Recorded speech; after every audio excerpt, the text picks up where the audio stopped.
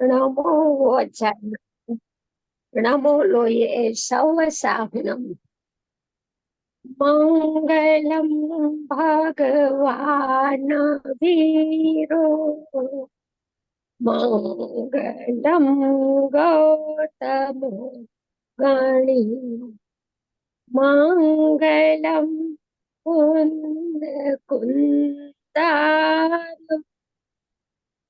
જૈન ધર્મોસ્તુ મંગલમ સર્વમંગલ માંગલ્યમ સર્વકલ્યાણ કારકમ પ્રધાનમ સર્વધર્માણમ જૈનમ જયતુ શાસનમ નમઃ સમય સારાય સ્વાનુભૂત્યા ચકાસતે ચિત સ્વભાવાય ભાવાય સર્વભાવાંતરચિતે ઓમ નમઃ સિદ્ધેભ્યઃ ઓમ નમઃ સિદ્ધેભ્યઃ ઓમ નમઃ સિદ્ધેભ્યઃ. બુંદ બુંદમાં અમૃત પૂજ્ય ભાઈ શ્રીના શ્રી મુખેથી અમૃતનો પ્રવાહ વહ્યો છે. એના બોલ છે. એમાં આપણે ક્રમાંક નંબર 13 સુધી આપણે આવી ગયા છીએ. ક્રમાંક નંબર 14 નંબરનો બોલ આપણે આજે 14 નંબરનો બોલ લેશું. ઓકે, સૌ પ્રથમ હું વાંચી જાઉં છું 14 નંબરનો બોલ. આશ્રયની અપેક્ષાએ દ્રવ્યને કારણ પરમાત્મા કહ્યો. ખરેખર તો તે અકારણ પરમાત્મા છે. આત્મામાં પરિણામના કર્તાપણે થવાનું અને પરિણામના કારણપણે થવાના ધર્મનો અભાવ છે. 2 લીટીનો બોલ છે. બહુ સુંદર ચર્ચા છે આમાં. પરિણામના કર્તાપણું થવાનું અને પરિણામના કારણપણે થવાનું અભાવ છે. આશ્રયની અપેક્ષાએ, આશ્રય એટલે શું? પેલી વાત તો એ છે, આશ્રય એટલે શું? કે દ્રવ્ય આશ્રય આપે છે ને પર્યાય આશ્રય લે છે ને એવું કઈ નથી. આશ્રય એટલે સન્મુખતા. પર્યાય જે પરિણામ દ્રવ્યની સન્મુખતા કરે છે એને આશ્રય કહેવામાં આવે છે. એટલે આશ્રયની અપેક્ષાએ એટલે શુદ્ધ ઉપયોગની અપેક્ષાએ સમ્યક દર્શન નિર્મળ પરિણામની અપેક્ષાએ દ્રવ્યને કારણ પરમાત્મા કહ્યો. દ્રવ્યને કારણ કઈ રીતે સિદ્ધ? કોઈ અવાજ આવે છે આમાં? અંકિત શું છે? પાછું મારું રિપીટ થાય છે. હું બોલું છું ને આમાં. એક મિનિટ, હા, ચેક કરો.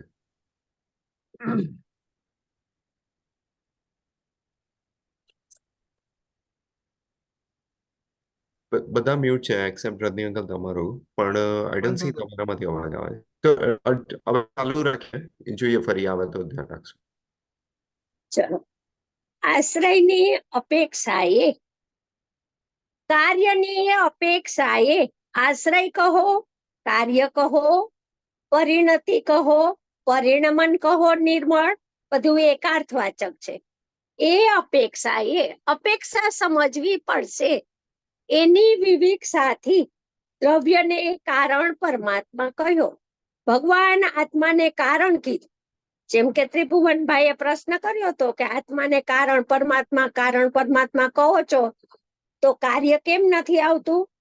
એમ કારણ પરમાત્મા કહ્યો. નિયમસારમાં પણ, આખા નિયમસારમાં ત્રિકાળી ધ્રુવ ભગવાન આત્માને કારણ પરમાત્મા તરીકે અહીંયા વર્ણવ્યો છે, અહીંયા ઓળખાવ્યો છે, કારણ પરમાત્મા તરીકે પ્રસિદ્ધિ કરી છે.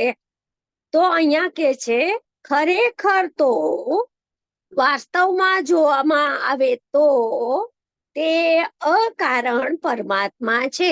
હવે તમે કાર્યને ગૌણ કરી નાખો, કાર્યને તમે થોડીક વાર ન જુઓ તો ભગવાન આત્મા કાર્યની સાપેક્ષતા અપેક્ષા છોડી દ્યો તો ભગવાન આત્મા કેવો છે? તો કે તો તે ભગવાન આત્માને ભગવાન આત્માના દ્રષ્ટિકોણથી જોવામાં આવે, દ્રવ્યને દ્રવ્યના સ્વભાવથી જોવામાં આવે તો દ્રવ્ય ભગવાન આત્મા અકારણપણે છે. ક્યારે છે? જ્યારે કાર્ય પ્રગટ થયું છે ત્યારે પણ તે અકારણપણે જ રહેલો છે. જેમ કે અનંત સિદ્ધ પરમાત્મા તો પ્રગટ થઈ ગયા, તો કે અનંત સિદ્ધ પરમાત્મા પ્રગટ થયા, એને કોને ગ્રહણ કર્યું છે? તો કે હું કારણ પરમાત્મા છું એમ ગ્રહણ કરીને સિદ્ધનું કાર્ય પ્રગટ કર્યું છે. તો જે કારણને ધ્યાવતા કાર્ય પ્રગટ થયું છે, જે કારણ પરમાત્માના આશ્રયે કાર્ય પ્રગટ થયું છે, એ કાર્યને જોવાનું બંધ કરી દો તો કે હું પોતે જ અકારણ પરમાત્મા છું. દ્રષ્ટિનો વિષય જે દ્રવ્ય સ્વભાવ છે એ કારણ થતો જ નથી. જો એ પર્યાયનું કારણ થઈ જાય, પર્યાયનું નિમિત્ત થઈ જાય તો જે પર્યાયો પ્રગટ થાય, નિર્મળ પર્યાયો, ત્યાં દ્રવ્યને હાજર રહેવું પડે. તો નિત્ય નિમિત્ત કર્તાનો દોષ આવે. તો ભગવાન આત્મા નિમિત્ત કર્તા નામનો એનો સ્વભાવ જ નથી. ભગવાન આત્મામાં એવો કોઈ ધર્મ જ નથી, એવો કોઈ ભાવ જ નથી કે ઈ કારણપણે થાય. એટલે કે છે આત્મામાં પરિણામના કર્તાપણે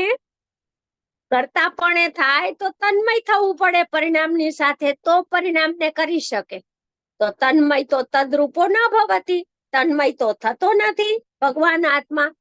એટલે કર્તાપણે થવાનો અને પરિણામના કારણપણે થવાનો. પરિણામનું નિમિત્ત પણ ભગવાન આત્મા નથી.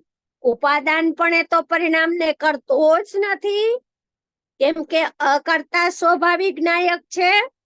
પણ નિમિત્તપણે પરિણામ થાય એમાં નિમિત્ત તો ખરો ને? તો કે ના, ભગવાન આત્મા નિમિત્ત પણ નથી. નિમિત્તપણે કરે, નિમિત્તપણે એની ઉપસ્થિતિ હોય, ભગવાન આત્માને નિમિત્ત માનવામાં આવે તો નિત્ય કર્તૃત્વનો, નિમિત્ત કર્તાનો દોષ લાગુ પડે છે. તો ભગવાન આત્મા તમને અકારણપણે દ્રષ્ટિમાં ના આવ્યો. ભગવાન આત્મા તો પર્યાયની સાપેક્ષતા વાળો દ્રષ્ટિમાં આવ્યો. તો ભગવાન આત્મા તો પર્યાયથી સહિત કારણપણે તો છે નહીં. તો કે છે પરિણામના કારણપણે થવાના ધર્મનો અભાવ છે. ભલે સમ્યક દર્શન હો કે ન હો, સમ્યક દર્શનનું કારણ એવો કારણ પરમાત્મા તો હું છું, પણ કાર્યની અપેક્ષા એ મને કારણ કહ્યો. પણ કાર્યની અપેક્ષાને ગૌણ કરીને જોવામાં આવે તો કાર્ય પ્રગટ છે તે સમયે હું તો અકારણ પરમાત્મા રહી ગયો છું. 11 અંગનો પાઠી થઈને પણ કારણપણે માન્યો કારણ પરમાત્માને, પણ ભગવાન આત્મા સદૈવ અકર્તા અને અકારણ છે. એવો જે 320 ગાથામાં કીધું, સમયસારની 13મી ગાથામાં કીધું, એવો એને ભગવાન આત્માને એક સમય પણ ધ્યાવ્યો નથી. એટલે કાર્યથી વંચિત રહી ગયો દ્રવ્યલિંગી મુનિ. એટલે પરિણામના કર્તાપણે થવાનો અને પરિણામના કારણપણે થવાના ધર્મનો અભાવ છે. માટે હું અકારણ પરમાત્મા છું. આ 14 નંબરનો બોલ થયો. હવે 15 નંબરનો બોલ લેશું. ક્વેશ્ચન પૂછા તેના? હા, પૂછો. તો આમાં આપણે તો અકારણ પરમાત્મા જે વાત કરી એ સ્વભાવની અપેક્ષા આઈ મીન જ્યારે આપણે આને કાર્યની અપેક્ષાએ ગૌણ કર્યું ત્યારે વાત કર્યું કે નિમિત્ત કારણ પણ નથી પણ સ્વભાવની હા અંદર તો નય લાગુ નહીં પડે તો મને એ થોડું સમજ નહીં પડી કે હા, અ, સ્વભાવમાં તો નય એટલે વિકલ્પાત્મક નય છે એ લાગુ નથી પડતા સ્વભાવમાં, કેમ કે સ્વભાવ નિર્વિકલ્પ તત્વ છે.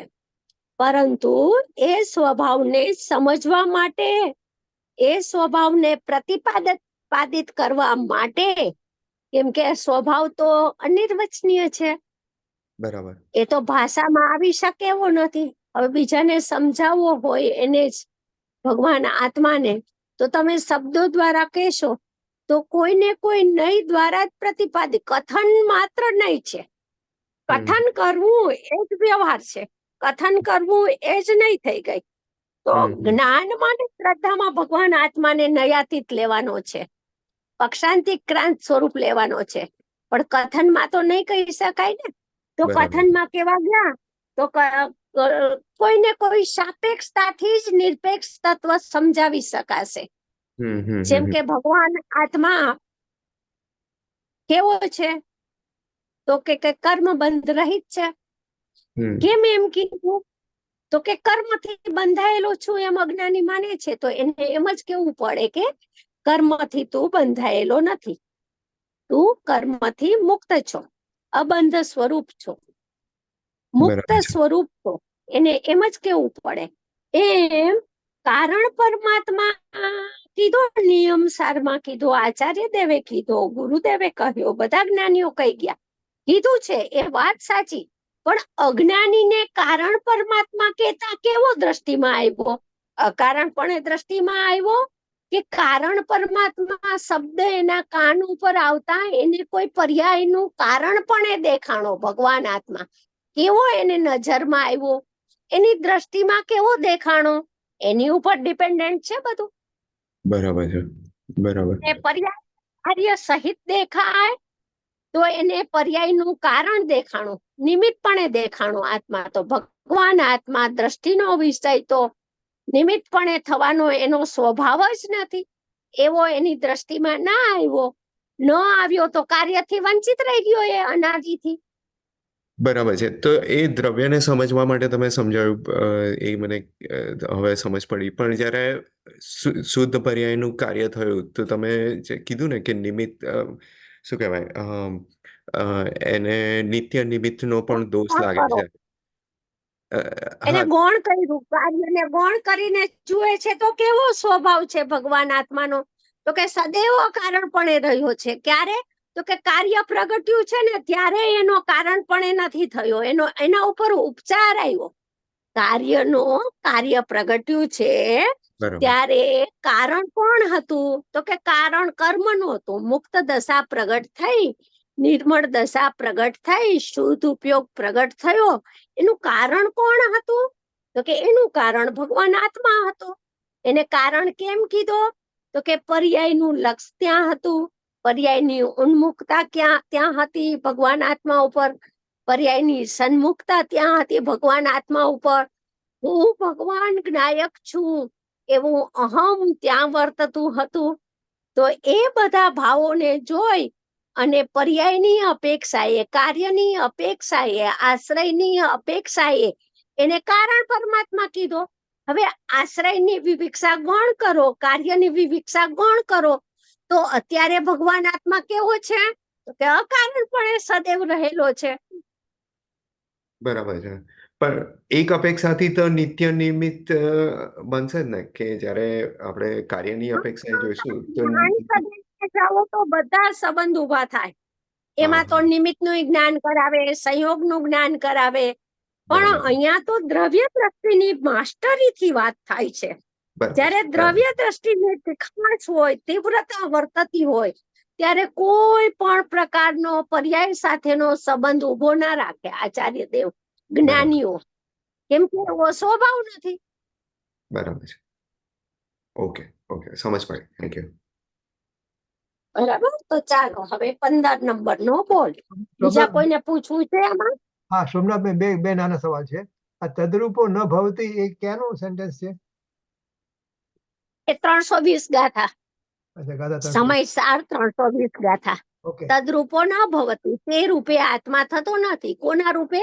તો કે બંધ રૂપે, મોક્ષ રૂપે, મોક્ષના કારણપણે, બંધના કારણપણે ભગવાન આત્મા થતો નથી. જો ત્યાં એ બરાબર. કર્તાનો નિષેધ ને કારણનો નિષેધ. જો આ જૈન દર્શનમાં કર્તાના નિષેધની વાત તો બહુ જોવા મળશે, ઠામ ઠામ ઠેક ઠેકાણે, કે ભગવાન આત્મા કરતા નથી પરિણામનો, એ બહુ આવશે. પણ કારણ પણ એ છે ને, કોઈક કોઈક ગાથામાં જ આવશે કે ભગવાન આત્મા એનું કારણ એ નથી. કારણ એટલે નિમિત્ત, કારણ એટલે એની હાજરી, કારણ એટલે ભગવાન આત્માની ઉપસ્થિતિ. ઉપસ્થિતિ છે તો કાર્ય થયું? તો કે ના, બિલકુલ નહીં. એ તો પર્યાયે સ્વતંત્રપણે દ્રવ્યનું લક્ષ કર્યું હતું, તો પર્યાય તો સત છે, એને કોણ ના કહી શકે? એ એક સમયનું સત છે ને, એક સમયની ચક્રવર્તી છે ને, એ પોતાના ભાવેથી આશ્રય લેતી પ્રગટ થઈ કે હું કારણ પરમાત્મા છું, એવા ભાવે પોતે પરિણમી. તો કાર્યની અપેક્ષાથી જોવામાં આવે તો કારણ પરમાત્મા. હવે કાર્યની વિવિક્ષાને તમે ગૌણ કરી નાખો, કાર્યની વિવિક્ષાને તમે જુઓ જ નહીં, એ ચક્ષુને બંધ કરી દો, તો કેવો છે ભગવાન આત્મા? તો કે કાર્યના સમયે અકારણ છે.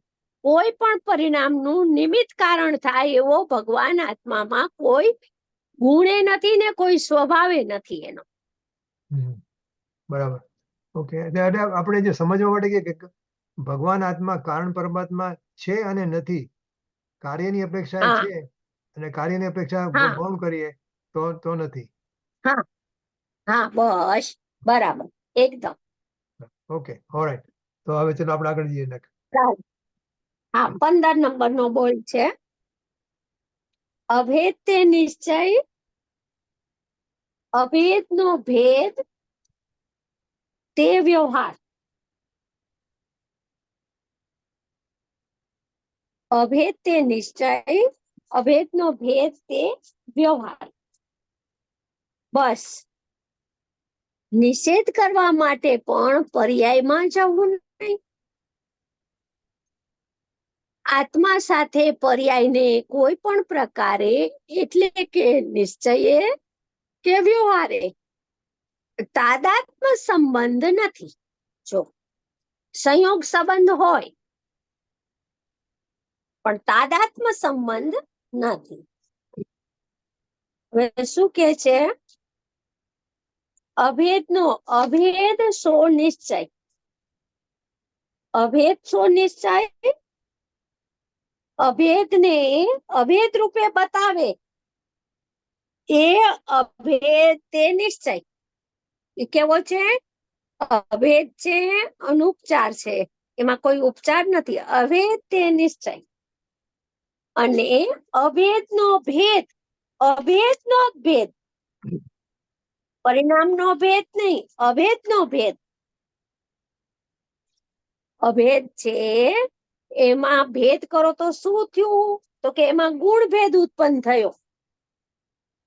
તો ગુણ ભેદ ઉત્પન્ન થયો તો એ અભેદનો ભેદ છે. તો એ અભેદનો ભેદ છે, એ અભેદ ને જ બતાવે છે અને અભેદ જેવો જ ત્રિકાળી છે, અભેદ જેવો જ નિત્ય નિરાવરણ છે, અભેદ જેવો જ મુક્ત સ્વભાવી છે. તો એ ગુણ તે વ્યવહાર.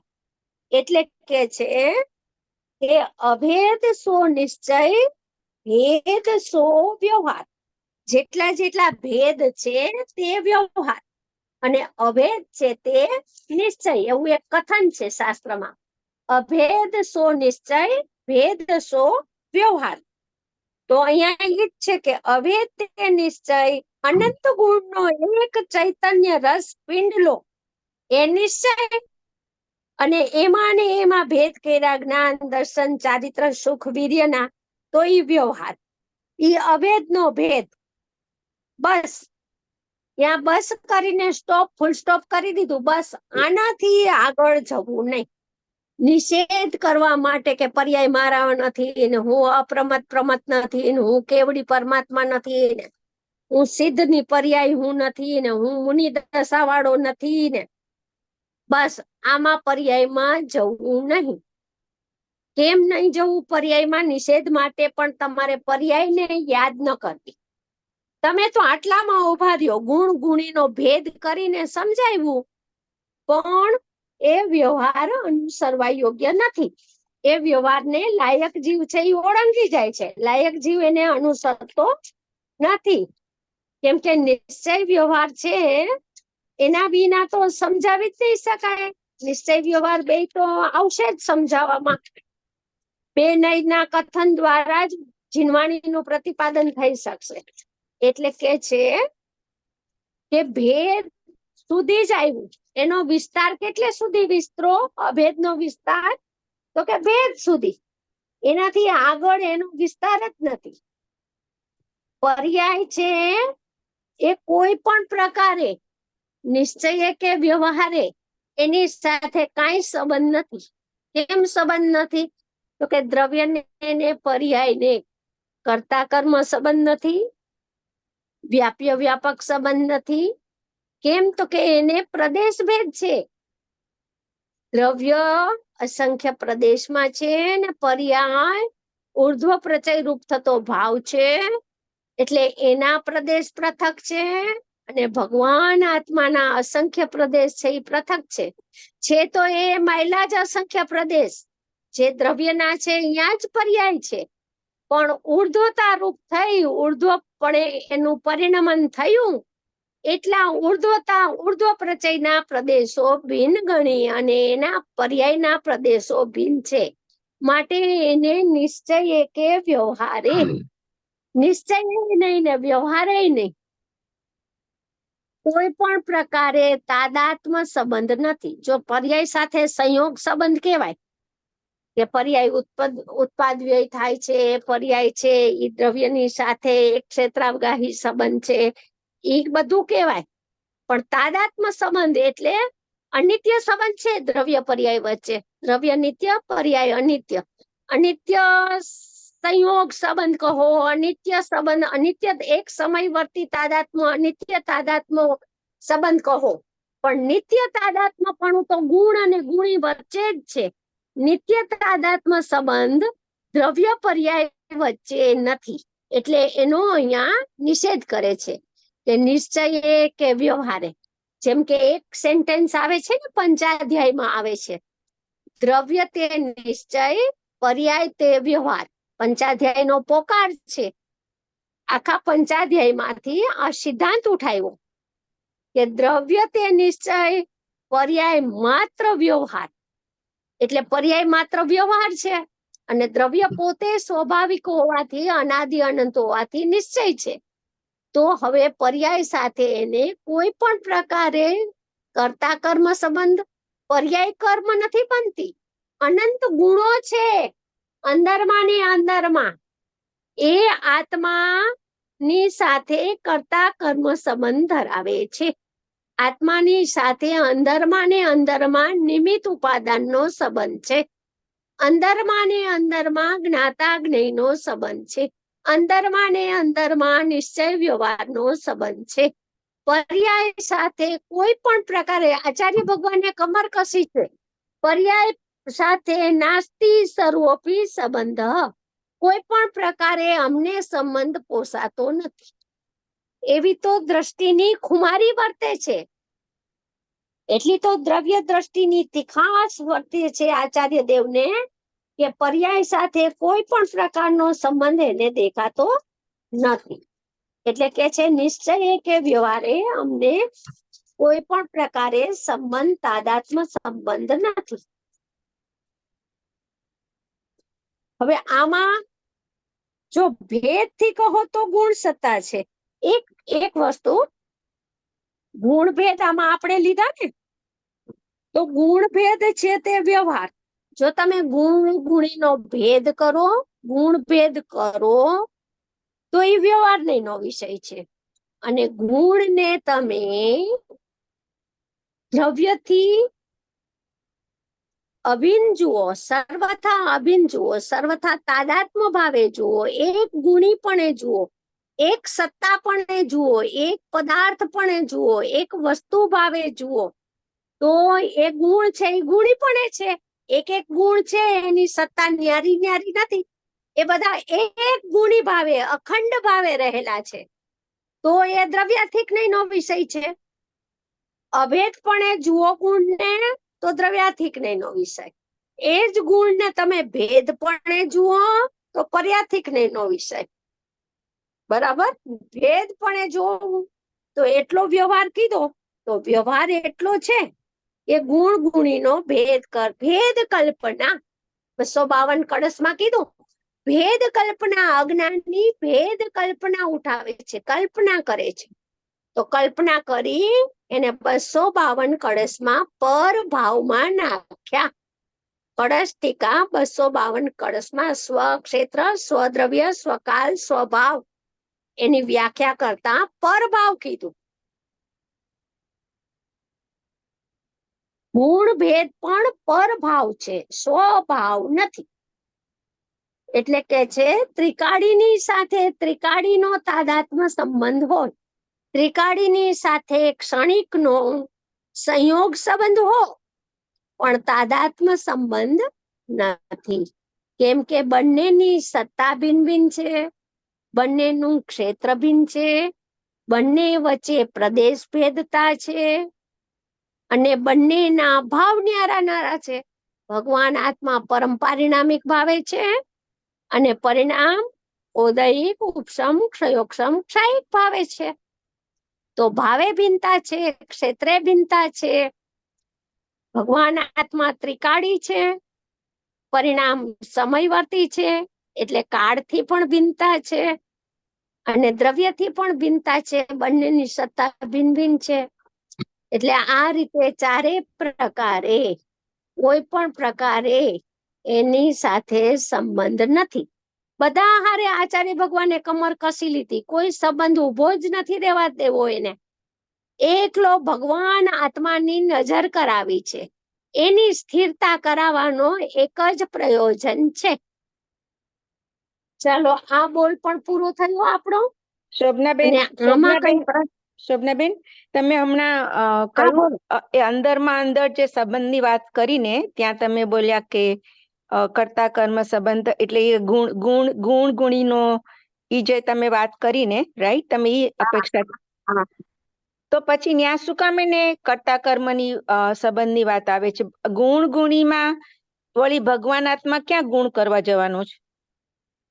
ના ના ના, કર્તા કર્મ એટલે ભગવાન આત્મા જ એનું, આત્મા જ કર્તા ને આત્મા જ કર્મ, એમ આપણે લઈએ છીએ ને. પર્યાય કર્મ નહીં, આત્મા જ કર્તા ને આત્મા જ કર્મ. એને ત્રિકાળીમાં જ સ્થિર કરી દેવો છે, થોભાવવો છે. ત્યાં જ એની દ્રષ્ટિને થંભાવી છે. તો પરિણામ સાથે તો કોઈ સંબંધ નથી, તો કર્મ કોણ બન્યું? નહીં, મારો પ્રશ્ન એમ છે કે એમાં કર્તા શું છે ને કર્મ શું છે, ગુણ ને ગુણી સાથે? કાઈ નહીં, પોતે જ કર્તા ને પોતે જ કર્મ. નહીં, કર્તા શબ્દ છે નહીં એ ઉપાદાનથી કર્મ છે ઈ જ્ઞેય કહો કે કર્મ કહો, અને કર્તા છે ઈ ઉપાદાનપણે કર્તા છે. તો એ જ અકર્તા છે. એક આત્મામાં કર્તા નામનો ગુણ પણ છે ને, 47 શક્તિ છે ને, એમાં એક ગુણ આવે છે, કર્તા નામનો ગુણ છે ને કર્મ નામનો ગુણ છે. કર્તા, કર્મ, કરણ, સંપ્રદાન, અપાદાન છે ને એ ગુણ. હવે એની મને છે ને વ્યાખ્યા તો મને નથી ખબર એની ગુણની, એ 47 શક્તિના, પણ એમાંથી આપણે વાંચીએ ને તો આપણને ખબર પડે કે એમાં ઈ ગુણ રહેલા છે. એવો એનો સ્વભાવ છે, આત્માનો જ સ્વભાવ છે. કર્તા પણ એટલે કર્તા કેતા કોઈ કરવું નથી, કર્તા કેતા એ અકર્તા, અને કર્મ કેતા એ અકર્તા. એટલે હું એ સમજવા માંગુ છું કે જો પર્યાયને તો આપણે સમજી શકાય કે ત્યાં કર્તા કર્મ સંબંધ નથી, નાસ્તિ સર્વોપરી સંબંધ, પણ તમે જયારે ગુણ સાથે કર્તા કર્મ સંબંધ કીધો ને, એટલે મને ઈ સમજવું હતું કે તમે ઈ કઈ અપેક્ષાથી કયો છો? કોઈ અપેક્ષા કોઈ નહીં, અંદરમાં ત્રિકાળીમાં જ સ્વભાવી દેવો છે એને, ત્યાં જ દ્રષ્ટિ કરાવી છે, ત્યાં સ્થિરતા પ્રદાન કરવી છે. તો કે છે તું જ કરતા ને તું જ કર્મ, આત્મા જ કરતા ને આત્મા જ કર્મ. બસ અચ્છા બીજું કોઈ નથી કેવું. બરાબર, ઈ હા. અપેક્ષા. હા હા હા શોભનાબેન, તમે જે વાત કરી ને તેમાં એવું લાગ્યું અમને કે આત્મા એટલે કે દ્રવ્યને અને ગુણને કરતા કર્મ સંબંધ છે સામસામે. એમ નથી તમે કીધું. તમે કીધું દ્રવ્ય પોતે જ કરતા ને દ્રવ્ય પોતે જ કર્મ, ગુણ પોતે હા. કરતા અને ગુણ પોતે કર્મ. રાઈટ. હા, ઈ બરાબર બેસે. હા, બરાબર. હવે બસ સમજાઈ ગયું. અને બીજું જે આપણે જે કહીએ છીએ ને કે અ, અનુભવ કાળે તો પર્યાય કથનચિત અભેદ થાય છે. હા થાય છે ને. હા, ઈ સમજાણું. એટલે ભલે ત્યારે બી પણ ત્યાં એને કથનચિત કહીને ત્યાં એમ જ કેવું છે ને કે દ્રવ્યમાં પર્યાય નથી. રાઈટ. કથનચિત અભિન્નપણે થાય છે. એટલે કથનચિત કોનો ધર્મ છે? તો કે કથનચિત સ્યાદવાદ નો ધર્મ છે. તો કે સ્યાદવાદ શેમાં હોય? તો કે સ્યાદવાદ સમ્યક જ્ઞાન પ્રગટ થાય એમાં હોય. તો સમ્યક જ્ઞાન છે એ જ્ઞાન પ્રધાન ધર્મ છે. જ્ઞાન પ્રધાન દ્રષ્ટિપૂર્વક નું જ્ઞાન પ્રગટ થયું છે. તો જ્ઞાન છે એ કથનચિત ભિન્ન પણ જાણે છે, કથનચિત અભિન્ન પણ જાણે છે, અને કથનચિત ભિન્નાભિન્ન પણ જાણે છે. સમયે પ્રમાણની અપેક્ષાએ કથનચિત ભિન્નાભિન્ન જાણે છે, દ્રષ્ટિની અપેક્ષાએ પરિણામ કથનચિત ભિન્ન જાણે છે, અને સમ્યક જ્ઞાન પ્રદાનની અપેક્ષાએ અનુભૂતિથી આત્મા કથનચિત અભિન્ન પણ જાણે છે. સમય એકમાં આવું પ્રોસેસ ભજે છે. આવું સ્યાદવાદનું સ્વરૂપ એના જ્ઞાનમાં જણાય જાય છે. આવું સમ્યક જ્ઞાન પ્રગટ થાય છે. આવી વિવિક્ષાઓને પીને બેઠેલું સમ્યક જ્ઞાન એને જાણવામાં આવે છે. હા, એટલે ત્યાં આગળ બી પાછું એટલે ત્યાં તો એટલે દ્રવ્ય દ્રષ્ટિથી જોઈએ તો પર્યાય નથી, પણ આ જે જ્ઞાન પ્રધાન થી વાત કરીએ તો એ કથનચિત અભેદ થઈ છે. હા. તો પર્યાય ભિન્ન છે. સર્વતા ભિન્ન પૂર્વક કથનચિત ભિન્ન અભિન્ન નું જ્ઞાન. સમય બરાબર. એક. બરાબર. ઓકે, જે આપણે આગળ. ચાલો હવે 16 નંબર નો બોલ. આમાં કઈ પ્રશ્ન નથી ને? હવે થઈ ગયું ને મને ક્લિયર? પૂછ્યું તો શોભનાબેન, જયારે આપણે પર્યાયને સંયોગ સંબંધ કીધો ને, એટલે હા ત્યાં હા હા ત્યાં સંયોગ જનરલી જ્યાં સંયોગ છે ત્યાં વિયોગ છે, આપણે એવી રીતે કહીએ ને. હા હા હા. અહીંયા પર્યાયનો સંયોગ થયો એટલે સંયોગ ન્યા કયો સંયોગની વાત છે? તો આ વાત છે ને પંચાસ્તિકાયની 17-18 ગાથા છે ને, એમાં ઉત્પાદને અને વ્યયને સંયોગ વિયોગ એવા શબ્દ મૂળ ટીકામાં અને અન્વયાર્થમાં આચાર્ય ભગવાને અમૃતચંદ્ર આચાર્ય કહ્યા છે. પંચાસ્તિકાય ગાથા 17-18 પર્યાયના ઉત્પાદ વ્યયને સંયોગ વિયોગ કહ્યો છે. બરાબર. હા, બરાબર. પદાર્થોને તો સંયોગ વિયોગ કીધો, પણ પર્યાયને શું કામ કીધો? તો કે પર્યાય એક સમયવર્તી ઉઠી ઉત્પાદ થઈ, બીજા સમયે એનો વ્યય થયો, તો નહોતી અને ઉપજી. પેલા હતી એમ નહીં, હતી એનો તો વ્યય થઈ ગયો, પછી નવી ઉપજી. ઉપજી એટલે સંયોગ થયો, હતી નહીં પેલા. માનો કે પહેલવેલી સમ્યક દર્શનની પર્યાય તમને પ્રગટ થઈ, ઉપસમ સમ્યક દર્શન થયું, પેલી જ પર્યાય પ્રગટ થઈ, તો અનાદિથી તો મિથ્યાત્વની હતી, સમ્યક્ત્વની તો હતી નહીં. તો પેલી પર્યાય ઉપજી ને નવી થઈ, એ હતી નહીં ને નવી થઈ, એટલે એને સંયોગ કીધો. અને બીજે સમયે એનો નાશ થયો માટે એને વિયોગ કીધો. બહુ સરસ. હા, બરાબર. એમ પણ આવી શકે ને કે દ્રવ્ય ને પર્યાયના પ્રદેશો ભિન્ન છે અને પર્યાય દ્રવ્ય ઉપર તરે છે એવું? નહીં, તરે છે એવું નહીં, તરતી નથી. ઉપર છે બોલવામાં ભૂલ થઈ ગઈ. હા, પણ ઉર્ધ્વ પ્રચય પ્રવચન સારમાં એને ઉર્ધ્વ પ્રચય કીધું છે. પર્યાય લય ધર્મ ઉર્ધ્વ પ્રચય, ઉત્પાદ રૂપ ઉઠી ને ઊંચી ઉપજી એટલે એના પ્રદેશો જેટલામાં પર્યાય ઉત્પન્ન થઈ ને ઉર્ધ્વ પ્રચય થયો. આયાત સમુદાય, સામાન્ય વિશેષ સમુદાય, આયાત સમુદાય. દ્રવ્ય છે એ આમ તીર્થું અનંત ગુણોથી આમ તીર્થું રહેલું સમુદ્રની એકરૂપ સપાટી જેવું બતાવે છે. બરોબર? એવું એક રૂપ સપાટી જેવું છે. અને મોજું છે ઈ તો કે મોજું છે ઈ ઉત્પાદ રૂપ ઉડતો ભાવ છે. એમ પર્યાય છે ઈ ઉર્ધ્વ પ્રચય અસંખ્ય પ્રદેશેથી દરેક ગુણ એક ગુણ અસંખ્ય પ્રદેશે વ્યાપક છે. એમ અનંતે અનંત ગુણ અસંખ્ય પ્રદેશે પરસ્પર વ્યાપક છે. તો દરેક ગુણનું ક્ષેત્ર કેટલું છે તો કે અસંખ્ય પ્રદેશી જ છે. તો ઈ આખા અસંખ્ય પ્રદેશમાંથી એક પર્યાય ઉર્ધ્વ પ્રચય થઈ, ઉત્પાદ રૂપ થયું, ઉર્ધ્વ થયું. એનું આમ મોજું જે ઉઠે છે ને, દરિયામાંથી લહેર ઊંચી થાય ને, એમ એટલો ઉર્ધ્વ પ્રચય ભાગ થયો પર્યાયનો. એના ક્ષેત્રને ભિન્ન કીધું છે. અને જે એક રૂપ ત્રિકાળ સપાટી છે સમુદ્રની, એ અસંખ્ય પ્રદેશી ભગવાન આત્માનું ક્ષેત્ર ભિન્ન છે. બહુ સરસ.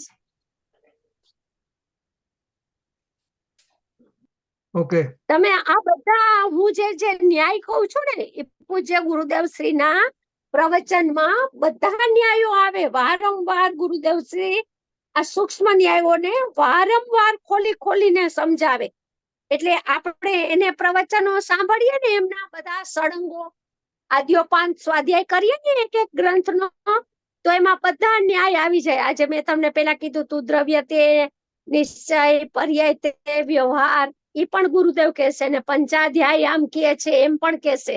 પર્યાય માત્ર વ્યવહાર, અને વ્યવહારને ગૌણ કરી અને વ્યવહારને અસત્યાર્થને અભૂતાર્થ કરી ગૌણ કરી અને એ વ્યવહારને અવસ્તુ સુધી નાખી દે કે એ છે જ નહીં.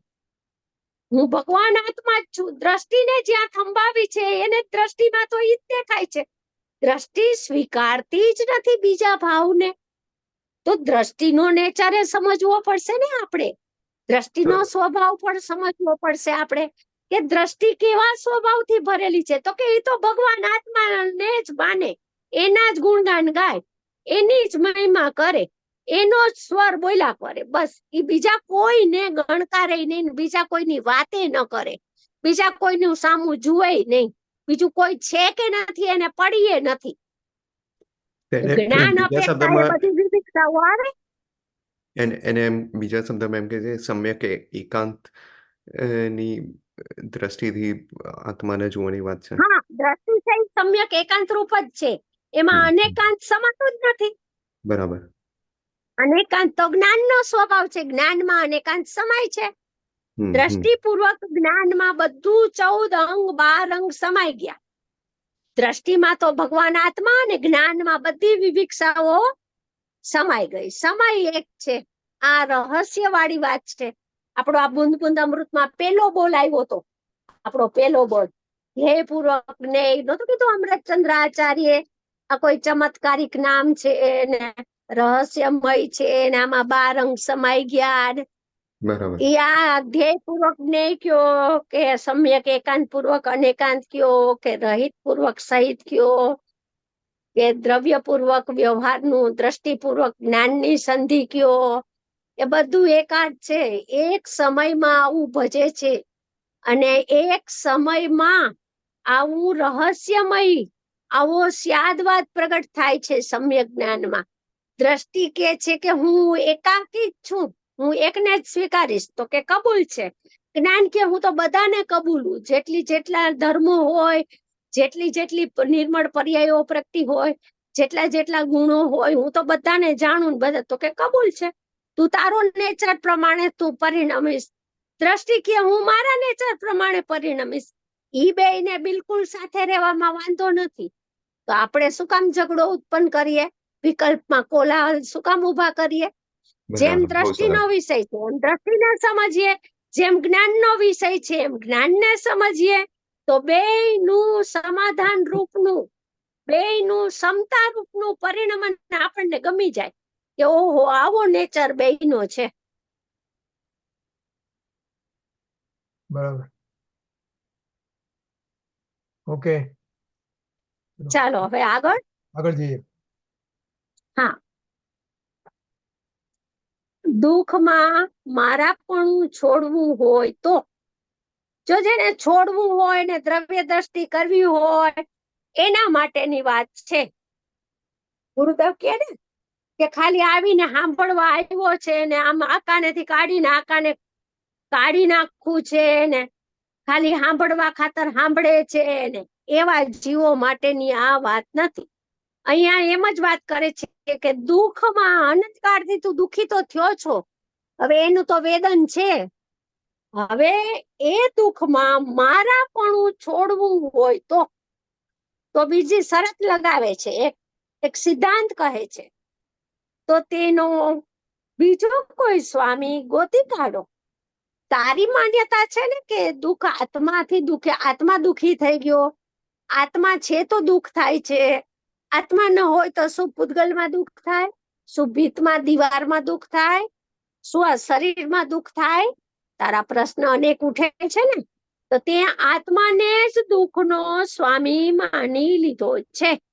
તો કે છે કે તારે હવે દુઃખથી મુક્તિ જોઈતી હોય, દુઃખનો નિષેધ કરીને દુઃખમાંથી મમત્વ છોડવું હોય તો એનો બીજો કોઈ સ્વામી ગોતી કાઢો.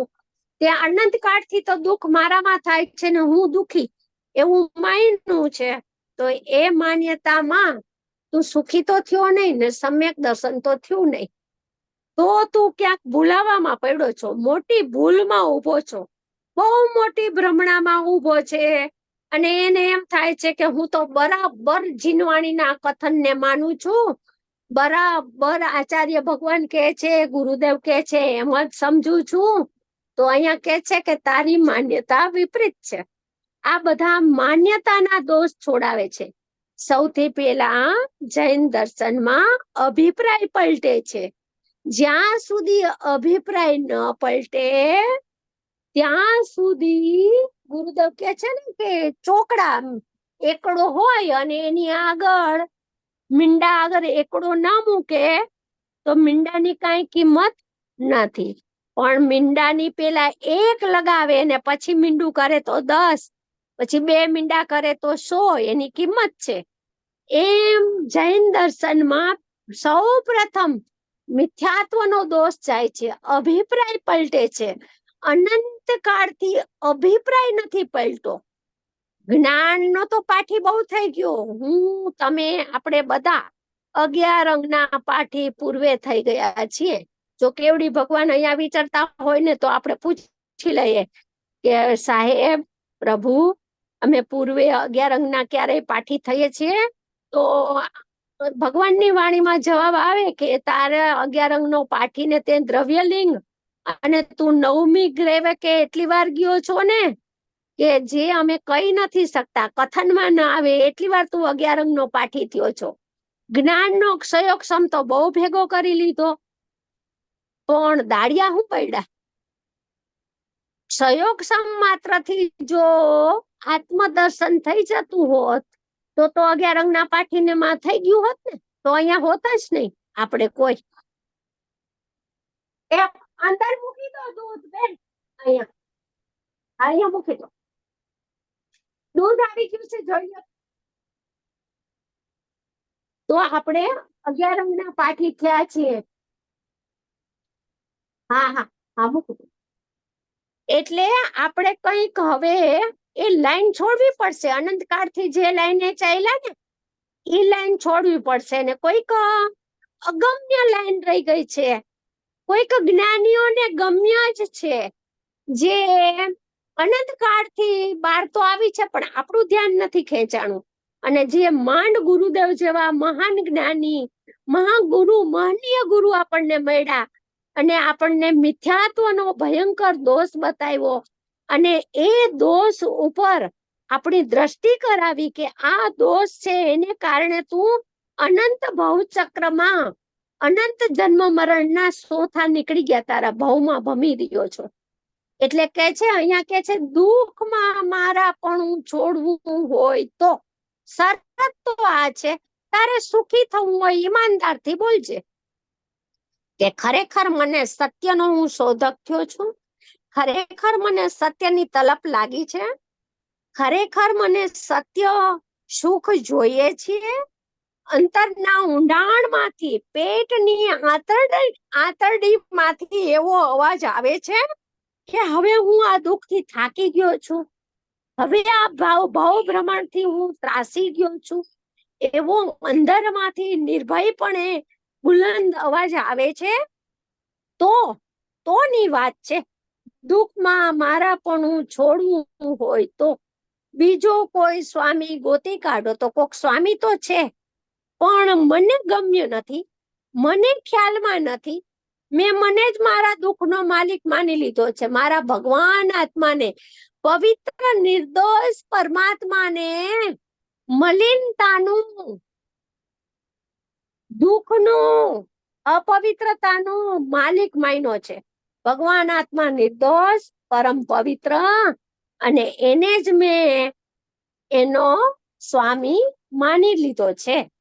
એટલે કે છે દુઃખ પૂતગલથી અનન્ય છે. ન્યાય આપ્યો, સિદ્ધાંત બાંધ્યો. તું આત્માને દુઃખથી અનન્ય માને છે કે હું જ દુઃખી થઈ ગયો, મેં જ અનંતા દુઃખ ભોગવ્યા છે. નારકીના દુઃખ કોણ ભોગવે છે? જીવ ભોગવે છે. એમાં શું? નિરોધમાં કોણ એક શ્વાસમાં 18 વાર જન્મ મરણ કરે છે? જીવ. એટલે કે છે અહીંયા દુઃખ પૂતગલથી અનન્ય છે. 92 ગાથા વાંચવાની સમયસારમાં.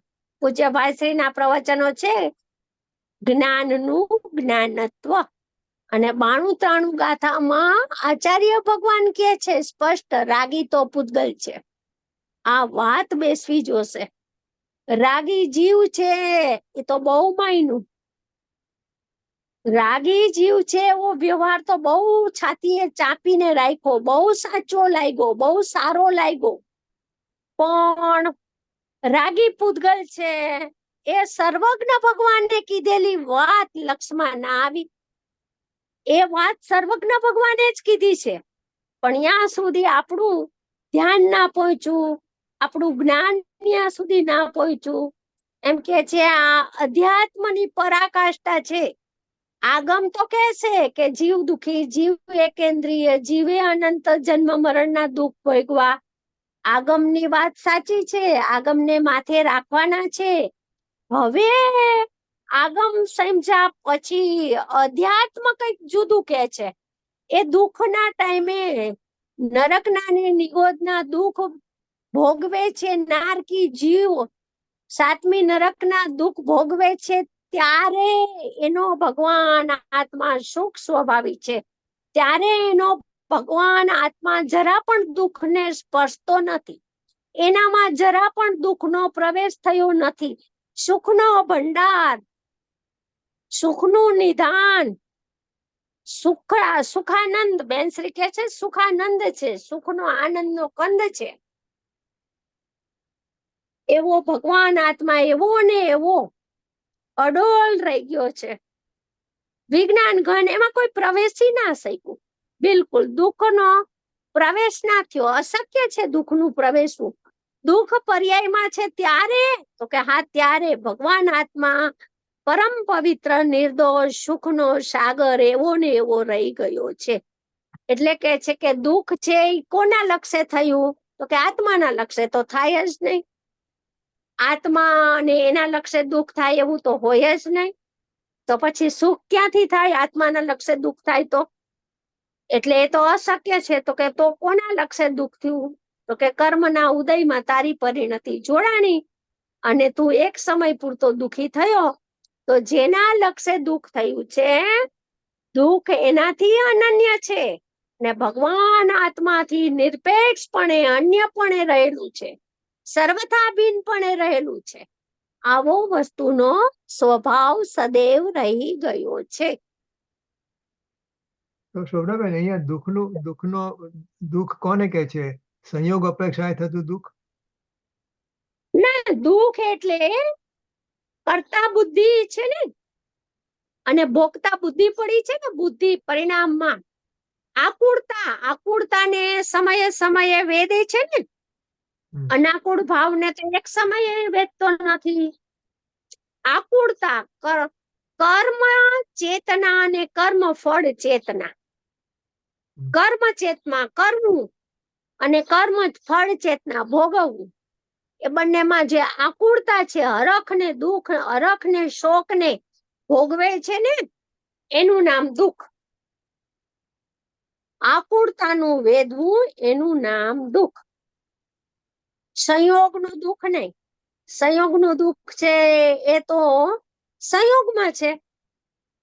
એ સંયોગનું દુઃખ છે એ પર્યાયમાં નથી આવતું. પર્યાયમાં તો વિકલ્પની ઝાડ ઊભી થાય છે ને એ જ દુઃખ છે.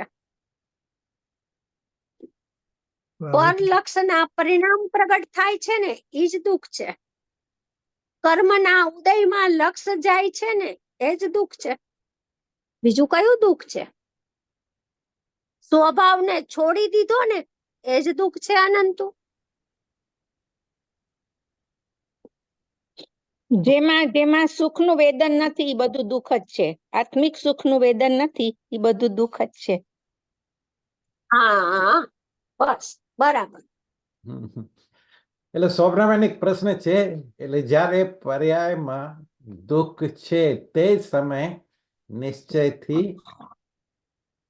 એ આત્મા દુઃખ રહિત છે.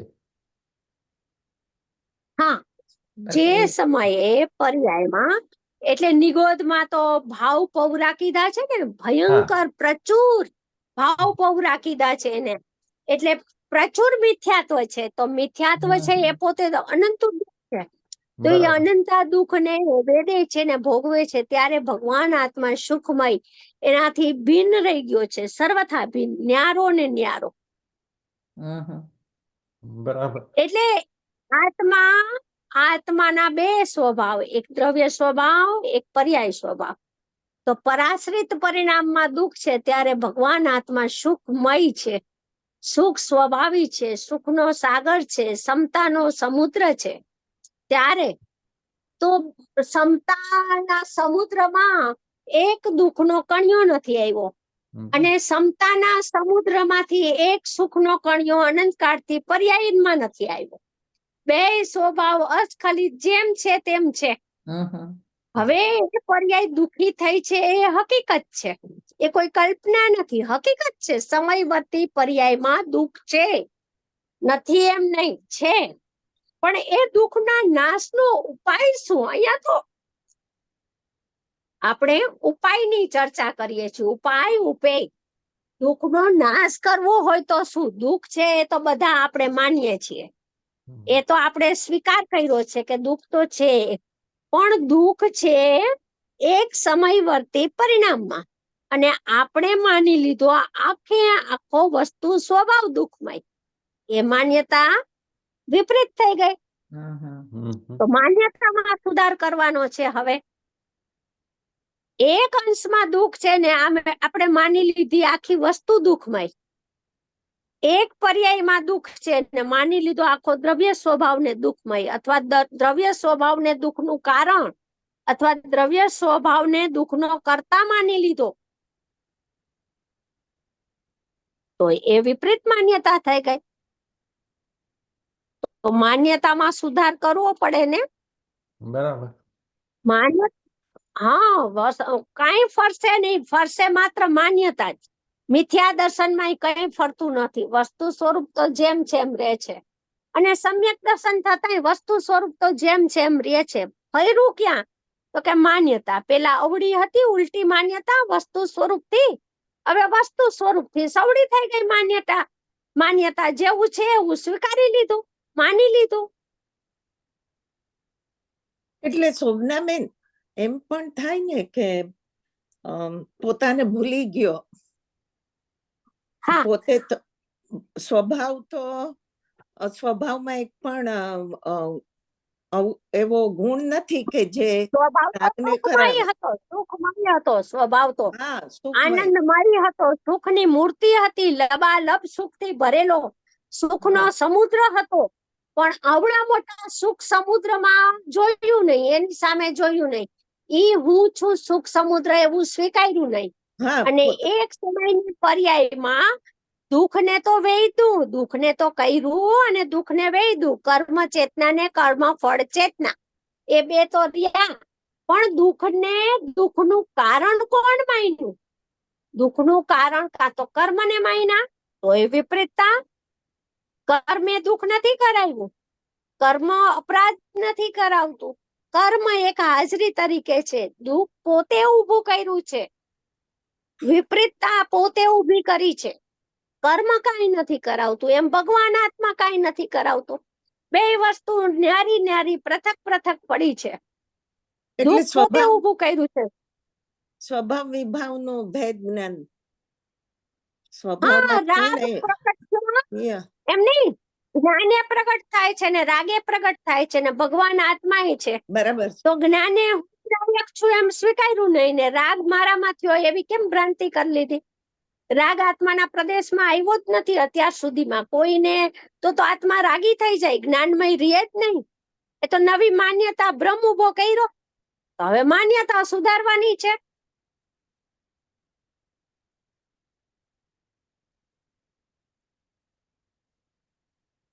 સરસ. ઓકે, હવે આગળ જવું છે, કામ તો ટાઈમ થવા આવ્યો છે.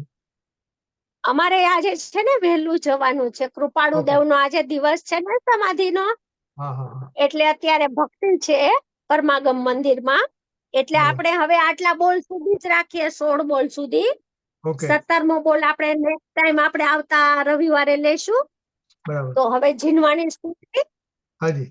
જાવાની કે જ્ઞાન છે સૂજે લોકાલો, સોવાણી મસ્તક નમો સદા દેતવું ધો. બોલીએ પરમ પરમ મંગલકારી વિતરાગી જીનવાણી માતનો જય હો. જય અધ્યાત્મ હો. યુગ પ્રવર્તક, અધ્યાત્મ ક્રાંતિકારી, અધ્યાત્મ દ્રષ્ટા, માર્ગદ્રષ્ટા કહાન ગુરુદેવનો જય. જય પ્રસમૂર્તિ પૂજ્ય ભગવતી માતનો જય હો. જય હો. સનાતન વિતરાગ દિગંબર જૈન ધર્મનો જય. જય હો. જય હો. Very good. આજે રસિકભાઈ નથી? નથી દેખાયા. હું એને ફોન કરતા વોટ્સઅપ કરતા પણ ભૂલી ગયેલો ને આવ્યા નથી. અચ્છા, હા, નહીં તો કઈ બોલે હા, ના આવ્યા હોય નથી તો. નથી આવ્યો. ચાલો, ચલો તો આવતા રવિવારે. Okay, okay, thank you. હા. જય જિનેન્દ્ર. જય જિનેન્દ્ર. જય જય જીનેન્દ્ર. જીનેન્દ્ર. થેન્ક યુ અંકિત. હા હા એક ઓકે, ચાલો. રદ્યાંકર એક સેકન્ડ હા. Stop rack